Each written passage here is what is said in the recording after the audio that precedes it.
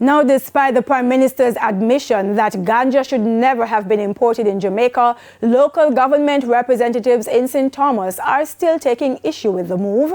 At the latest municipal corporation meeting, they urged the government to ensure St. Thomas ganja farmers are not left out of plans to develop the industry. More in this report.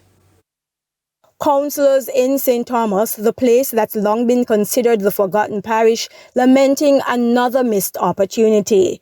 At the latest municipal corporation meeting, the recent importation of 140 kilograms or 308 pounds of ganja from Canada for research was on the agenda.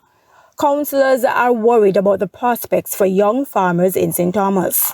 Even at $4,000 a pound, $3,000 a pound, these farmers would tear down any amount of land to get involved in ganja farming. Another councillor noted that it's unfortunate that so many would have already paid the price for an industry that's now regulated. These are the same everyday people.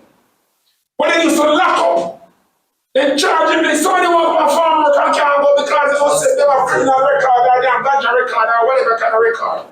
Now, amidst a promise from the Prime Minister to make special efforts to elevate the Jamaican ganja product, the St. Thomas councillors want the government to ensure that local players are not left out. We must get these small ganja farmers on those programs. If it's in to buy their product, sell it to them, and then go make them money. You can't put these people out. It would reduce crime and violence and would have peace and quiet in many communities across the length and breadth of Jamaica.